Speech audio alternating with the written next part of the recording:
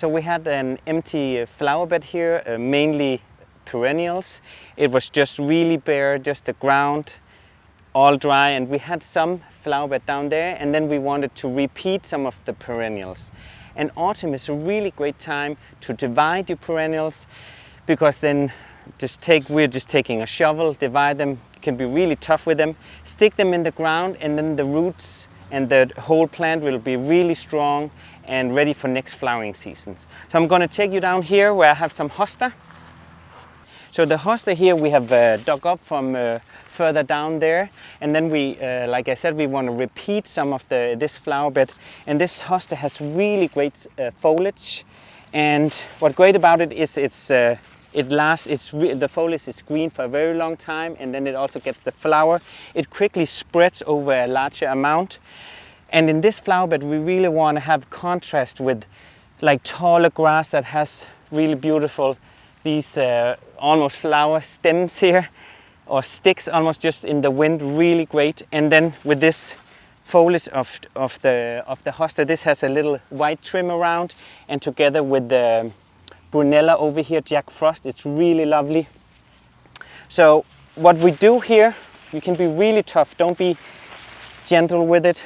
I just use my spade here, and then I'm just gonna divide it here, and you can easily divide it in smaller pieces, because they do, like you can see here, they do come with new roots and flower buds here later on. So it's really good for the plant to be divided. I'm going to do one more time,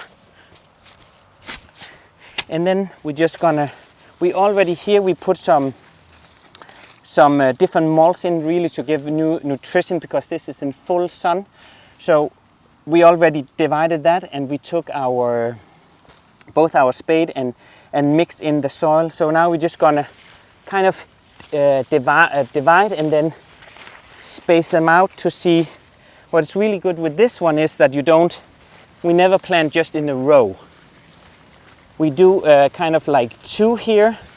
If I show you here the border here, two here, and then the one will be, so it's kind of like a zigzag system. And then the next over here, because it doesn't look really nice that you have a plant that just in a straight line. You get a different view when you space them out like this. So always zigzag like this, and make enough space around a hand space in between the plants. So I'm gonna just plant these in here. Gonna use this one first here, and you can use your shovel and just make a big hole here, because this is a great way, for example, if you want to loosen the dirt a little bit. So here I planted the first one down here, and do not worry about these ones because it is autumn, so the plant will kind of put all the energy down in the roots. So these ones doesn't mean it's a sick plant.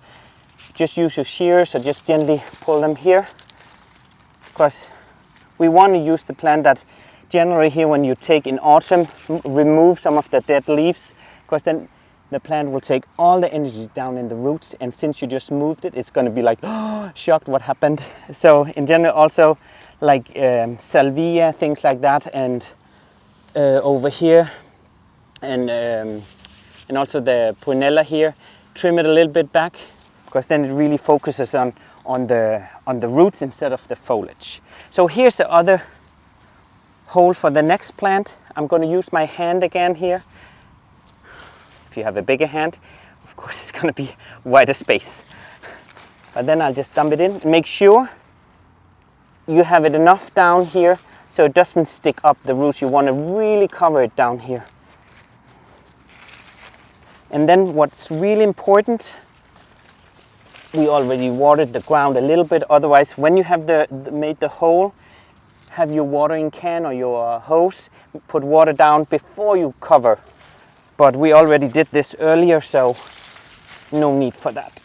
But do make it in the beginning. Do make the water, keep it watered so it doesn't dry out if you have an autumn with not too much water. But otherwise, Mother Nature's going to do its best thing here, just watered, and then they'll really be really nice and strong for next year.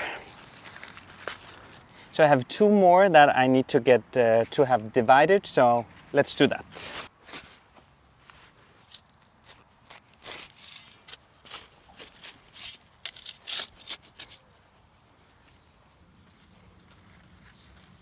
So just like the hosta, we have the Brunnera here, Jack Frost, and it's also really easy to divide, so you get more plants. It also really self-sows a lot. So there's those 2 options, but then you get really a lot of new plants, and this has great foliage. It's also ready for autumn and go to sleep over the winter, but the foliage is really nice contrast to the other plants as well. So it's really a great way to get 3 new plants, because we had the perennials already, so the hostas and the prunella, and also the other plants further up. We just divided them, and that's a great way to get more of your perennials, because over time you have to be patient with perennials, because after maybe 2 seasons it's really grown a lot, and a lot of them, like I said, really get stronger and healthier if you do divide them. Okay, so this one came too far away, but that's a great thing about perennials. You can just replant it, take it up again, and this plant has to go further in, so it really covers nicely. So I'm just gonna do that. Place it closer to the other one. There we go. Much better. So one of the things that we removed a lot of is this low growing cover that really spreads a lot. It has a really nice foliage, and in general when you have this, it's called in Danish hønsetarm, and hønsetarm translated means chicken intestines. I know, sounds really gross, but it has white flowers and it covers a range, really a lot here. So we do just take a shovel, take it back, but it's this color. This is the foliage here, and because it has this silver, it means normally perennials with this color means that it's drought tolerant, and they will have white flowers later on that we then deadhead, trim back, and then they just sit back with this beautiful foliage, and it has a nice contrast to the tall grass, the hosta.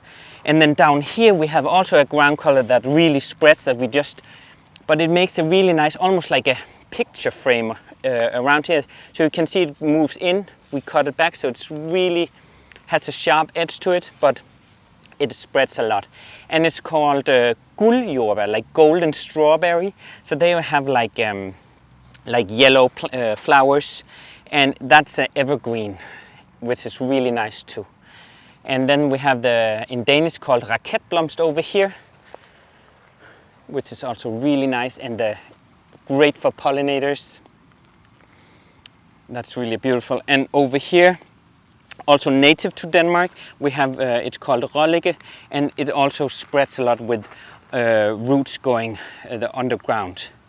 And it throws seeds as well, so you have it everywhere. So some people say it's weeds, but it's important to have native plants because they do a lot. They attract a lot of insects, a lot of pollinators, which we really want to have here. We also over here, if I go through, we have it's called kæmpestenbræk.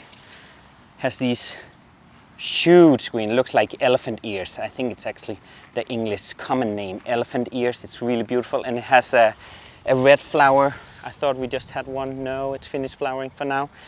But they also spread a lot. The same with the hosta and the prunella. We just took a shovel and divided it, and then quickly within a season or 2, this will be all covered. So we also do want to have everything covered, because then there's less weeding.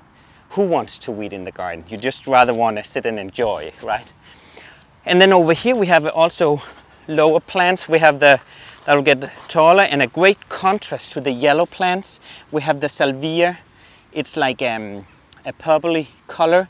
We trimmed it back again because then we'll focus on establishing roots instead of starting to flower again. And the gemserod will have yellow and purple really combinates. They are good pairing colors in the garden, and they flower really early. So we have things that flower early in spring, then later on summer, and then autumn we have still here almost in October we have the tall grass and also the raketblomst that is still in flower now. So speaking about the guldjordbær, the golden strawberries, we have very tight fit there, so I'm just gonna take the spade again. He's really my good friend. And just gonna take it up like this, move it a little bit, and then you can shake it, because if you leave any roots, it's gonna come back. And then shake it, and then quickly you have, and you can, don't toss these if you have other places in the garden. With the same with the hønsetarm. Repeat it some places in your garden, because it is free plant, so don't just toss it out. Okay, so here you can see I finally found one that's still in flower. This beautiful steenbak, the elephant ear. Look at that. You can also get them in different colors like white and more pinkish color, but this is really a nice color. And it did had a long finish one, so we do remove those. So if you run out of time, if you have the last clump of your hostas or other perennials, don't give up and say, oh no, what do I do, and get all frustrated. Just dig a hole in your garden, add the big clump there, and then repot it or divide it when you have the time. You could also use a bucket. I use that a lot. Add some water and have the clump there, and then it's ready for when I have the time after a few days to finish the garden project. Okay, so I better finish watering all these plants so they're ready for next year's growing season.